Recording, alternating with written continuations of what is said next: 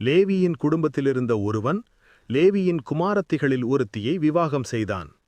அந்த ஸ்திரீ கர்ப்பவதியாகி ஒரு ஆண் பிள்ளையை பெற்றாள். அந்த பிள்ளை அழகானவன் என்று கண்டு அவள் அவனை 3 மாதங்கள் ஒளித்து வைத்தாள்.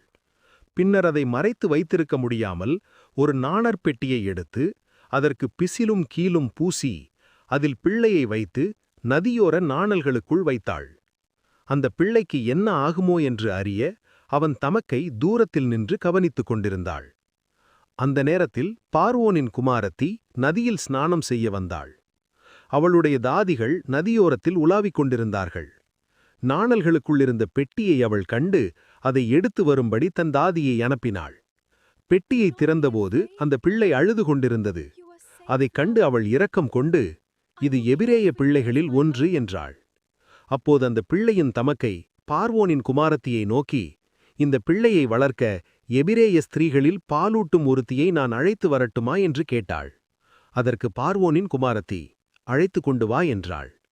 உடனே அந்த பெண் போய் பிள்ளையின் தாயையே அழைத்து கொண்டு வந்தாள். பார்வோனின் குமாரத்தி அவளை நோக்கி, இந்த பிள்ளையை எடுத்துக்கொண்டு போய் வளர்த்து வா, நான் உனக்கு சம்பளம் கொடுப்பேன் என்றாள். அந்த ஸ்திரீ பிள்ளையை எடுத்துக்கொண்டு போய் வளர்த்தாள்.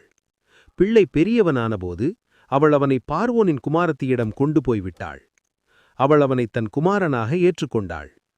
நான் அவனை நீரிலிருந்து எடுத்தேன் என்று சொல்லி அவனுக்கு மோசே என்று பெயரிட்டாள். மோசே பெரியவனானபோது தன் சகோதரர்களிடத்தில் சென்று அவர்கள் சுமை சுமக்கிறதை பார்த்தான். அப்போது ஒரு எகிப்தியன் எபிரேயரான ஒருவனை அடிக்கிறதைக் கண்டு அவன் சுற்றிலும் பார்த்து யாரும் இல்லை என்று அறிந்து அந்த எகிப்தியனை கொன்று மணலில் புதைத்தான்.